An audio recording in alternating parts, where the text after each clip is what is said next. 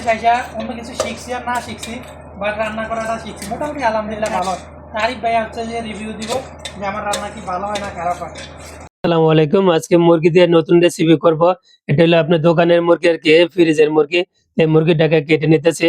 মুরগির সাথে কি কি অ্যাড করব? মুরগির সাথে নতুন একটা সবজি অ্যাড করব। এটার সাথে আপনারা অনেকেই পরিচিত। এরকম একটা নতুন রেসিপি রান্না করব, আপনারা কখনো খান নাই। মূলা এবং আলু দিয়ে আপনার মুরগি রান্না করব আর কি।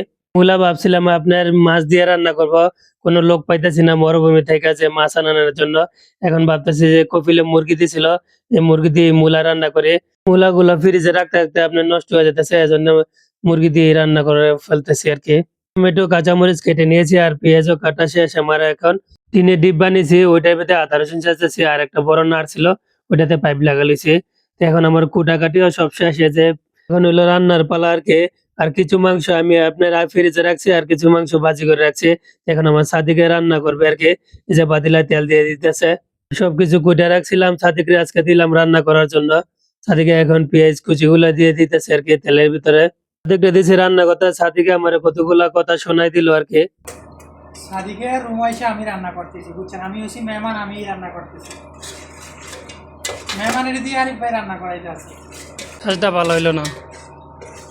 হ্যাঁ, কাজটা কিন্তু একদম ভালো হয় না, মেহমানের দিয়ে কেউ রান্না করায়।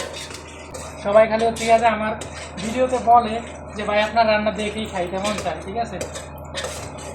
আসলে ভাই বিদেশ আইসা অন্য কিছু শিখছি আর না শিখছি, বাট রান্না করাটা শিখছি মোটামুটি আলহামদুলিল্লাহ ভালো।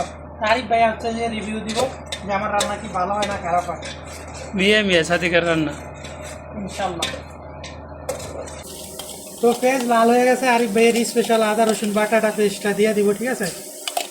সাদিকে পেঁয়াজগুলো ভেজে নিয়ে আপনি টমেটো কাঁচামরিচ এবং এলাচ দারচিনি ওগুলো দিয়েছে, এখন হলুদ দিতেছে। এখন হচ্ছে গেছে যে মিক্স মশলা দিয়ে দিব, ঠিক আছে। মিক্স মশলাটা একটু বাড়িয়ে দিতে হবে। মিক্স মশলাটা দেওয়ার পরে সাদিকে চাল পাউডার দিয়ে দিল আর কি। এখন লাড়াচাড়া দিতেছে, লাড়াচাড়া দিয়ে একটু পানি দিয়ে দিল যেন মশলাটা না পড়ে আর কি। তো এখন এই মূলা আলু এই সবজিগুলা দিয়ে দিতেছে। সাদিকে এগুলোকে একটু কষিয়ে নিল আর কি। কষিয়ে নিয়ে যে দেখেন মুরগিও সাথে সাথে দিয়ে দিল আর কি। এখন টেস্ট করতেছে কেমন হয়েছে। সাদিকে কয় ঠিক আছে। মূলা আলু এবং মাংস কষিয়ে নিয়ে এখন পানি দিয়ে দিতেছে। পানি দেওয়ার পরে আপনি ডিম করে দিব আর কি আগুনটা। সাদিকে চুলাটা কমিয়ে ঢাকনা দিয়ে দিল। সাদিকে বলতেছে সালাদ কাটবো এখন। সালাদ কাটতে কাটতে আমাদের মাংস হয়ে যাবে। এখন সাদিকে সালাদ বানানো যা যা যা লাগে সবকিছু নিচ্ছে আর কি। মাশাআল্লাহ, সাদিকে অনেক সুন্দরভাবে সালাদ কাটতে পারে। এই যে দেখেন সালাদ গুলো কেটে নিল এবং সাদিকের সালাদ অনেক মজা হয় বানাইলে। আর দেখেন এক বল হয়ে গেছে আপনার সালাদ কাটতে কাটতে। সাদিকে যে সালাদ বানাইছে এই সালাদ দিয়ে আপনি ভাত খাওয়া যাবে 1 প্লেট। সাদিকে বলে যে সালাদ ঠিক আছে, একটু লবণ কম হয়েছে, আমাকে একটু লবণ দিয়ে নেন। তো এখন আমরা ভাত খেতে বসে বসে যে প্লেটে ভাত নিয়ে নিয়েছি।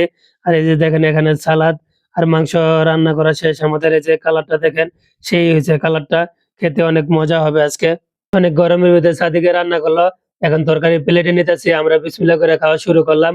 সাদিকে বলতেছে তরকারি কেমন হয়েছে, আমাকে তরকারি মিয়া মিয়া হয়েছে, খেতে সেই স্বাদ, জাল টাল সব ঠিক আছে, ভালো হয়েছে সাদিকের রান্না। বিদেশে যারা থাকে বেশিরভাগ আপনার একই সাথে খায়, বা শহরে যারা থাকে ওরা দস্তখানে বিছানে। তো আমার প্লেট ছিল, সাদিকে আর আমি একই সাথে খাওয়া দাওয়া করলাম।